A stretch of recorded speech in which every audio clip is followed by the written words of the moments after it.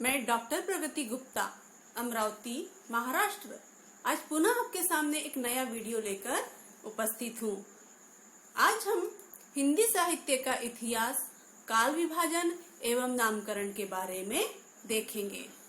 आइए हम हिंदी साहित्य के इतिहास के बारे में जानें। हिंदी में साहित्य सृजन से पहले उत्तर भारत में अपभ्रंश भाषा में साहित्य लिखा जाता था। धीरे धीरे हिंदी का प्रचार प्रसार बढ़ने लगा एवं अपभ्रंश का व्यवहार जो है वो कम होने लगा। यहीं से हिंदी साहित्य के इतिहास का प्रारंभ माना जाता है। साहित्य समाज का दर्पण है, जिसमें समाज की सामाजिक, धार्मिक, आर्थिक एवं राजनीतिक परिस्थितियों का चित्रण होता है, जिसके द्वारा हम उस काल खंड में, काल विशेष में जो घटनाएं या जो विचारधाराएं थी जिसके ऊपर साहित्य लिखा गया है वह हम देख सकते हैं या उनकी जानकारी हम प्राप्त कर सकते हैं।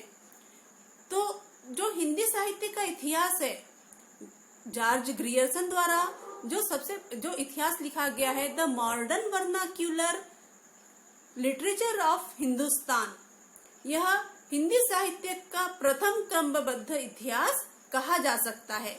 हिंदी साहित्य लेखन की विविध पद्धतियां हैं, जिनके आधार पर साहित्यकारों ने हिंदी साहित्य का इतिहास लिखा है।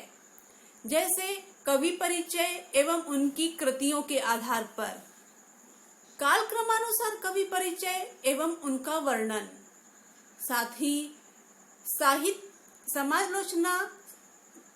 समालोचना साहित्य के द्वारा कवियों का वर्णन। इसके अलावा भी समाज एवं साहित्य की परंपराओं के मध्य सामंजस्य स्थापित करने के आधार पर भी इतिहास लिखा गया है। अनेक साहित्यकारों ने हिंदी साहित्य का इतिहास लिखा है, जैसे जॉर्ज ग्रियर्सन, गारसा द तासी, शिवसिंह सेंगर, मिश्र बंधु एवं आचार्य रामचंद्र शुक्ल, साथ ही अनेक साहित्यकारों ने भी हिंदी साहित्य का इतिहास लिखा है।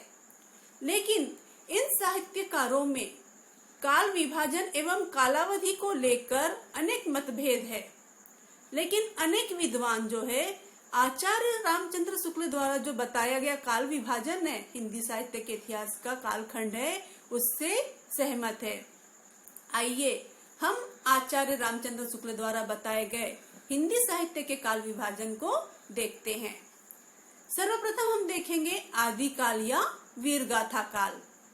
काल विभाजन में जो अलग अलग क्रम है, उसमें सबसे पहले कालखंड को कहा जाता है आदिकाल या वीरगाथा काल। इसकी समयावधि है विक्रम संवत 1050 से 1375। इसके पश्चात हम देखेंगे पूर्व मध्य काल या भक्ति काल। इसकी कालावधि है विक्रम संवत 1376 से 1700। इसके पश्चात हम देखेंगे मध्यकाल या रीति काल। इसकी कालावधि है विक्रम संवत 1701 से 1900। इसके पश्चात हम देखेंगे आधुनिक काल या गद्य काल। इसकी कालावधि है विक्रम संवत 1901 से अब तक जो साहित्य लिखा जा रहा है वहां तक। आइए इन काल विभाजन के आधार पर जो इनका नामकरण किया गया है हिंदी साहित्य का, उसको हम देखेंगे। तो सबसे पहले जो आदिकाल को नाम दिया गया है उसे कहा जाता है वीरगाथा काल। तो ये जो नामकरण है यह उस समय में प्रचलित विचारधाराओं के आधार पर किया गया है कि किस कालखंड में कौन सी विचारधाराएं प्रचलित थी, उन विचारधाराओं पर ही आधारित साहित्य लिखा गया है।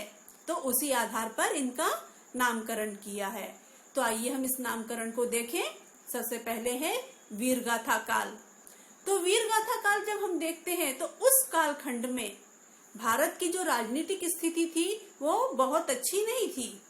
उस समय जो छोटी छोटी रियासतें थी वो आपस में लड़ रही थी और जो हमारे देश पर बाहरी आक्रमण वो लगातार हो रहे थे, तो उसके कारण जो हमारे जो दरबारी कवि थे उन्होंने वीर गाथा की कविताएं लिखी है, वीरों की गाथाएं लिखी है, इसलिए इस काल को वीर गाथा काल भी कहा जाता है। और इस काल में रासो काव्यों की रचना हुई, जिसमें प्रमुख है पृथ्वीराज रासो, जिसके कवि है चंद्रवरदाई। इसके पश्चात अगला कालखंड जो है नामकरण हम देखेंगे उसका भक्ति काल। भक्ति काल में भक्ति पर एक कविताएं लिखी जाती थी। उस समय जो कालखंड था उसमें भारतीय जनता दुख एवं निराशा के अंधकार में डूब रही थी। वो निराशा और दुख से उबरने के लिए उन्होंने भक्ति का मार्ग अपनाया, अर्थात ईश्वर की भक्ति की आराधना करने लगे। वो मन की शांति और समाज में अपने आप को स्थापित करने के लिए भक्ति की ओर बढ़ने लगे। उस काल के कवियों ने भक्ति परक साहित्य की कविताएं लिखी, भक्ति परक साहित्य की रचनाएं की। तो इस भक्ति काव्य में कृष्ण भक्ति काव्य, राम भक्ति काव्य, निर्गुण ब्रह्म के ऊपर काव्य लिखा गया। और इस काल का प्रमुख कथ्य भक्ति ही था, इसलिए इस काल को भक्ति काल कहा जाता है। इसके प्रमुख कवि है कबीरदास, जायसी, तुलसीदास, सूरदास। इसके पश्चात के कालखंड का नाम दिया गया है रीतिकाल। रीतिकाल के पहले जो कविताएं लिखी जाती थी वो कविताएं साहित्य के रूप में लिखी तो जाती थी, लेकिन वह कविताएं रीति के आधार पर नहीं थी, अर्थात जो काव्य शास्त्र के नियम है उन नियमों के आधार पे उन कविताओं की रचनाएं नहीं होती थी। रीतिकाल में काव्य शास्त्र अर्थात रीति के आधार पर कविताओं की रचनाएं होने लगी। इस काल में कविताएं जो होती थी वो रीति के आधार पर होने के कारण इसको रीतिकाल कहा गया है। अगला कालखंड हम देखेंगे गद्य काल। गद्य काल के पहले कविताएं थी जो वो पद्य में रचनाएं होती थी, अधिकांश साहित्य पद्य में लिखा जाता था। लेकिन गद्य काल में जो साहित्य है वह प्रचुर मात्रा में गद्य में लिखा जाने लगा, इसलिए इस काल को गद्य काल कहा जाता है। तो इस प्रकार से हमने हिंदी साहित्य के इतिहास किस प्रकार से प्रारंभ हुआ, कहाँ से प्रारंभ हुआ, इसके बारे में देखा। साहित्य को पढ़ने के बाद उस काल विशेष से हमें उस कालावधि की जानकारी मिलती है और साथ ही उनका काल विभाजन किस प्रकार से हुआ है, कालखंड हम देखते हैं और नामकरण किस प्रकार से किया गया है। अलग अलग कालखंड को अलग अलग नाम दिए गए हैं, वो किन आधारों पर दिया गया है, इसमें हमने आज यह सभी जानकारी देखी है।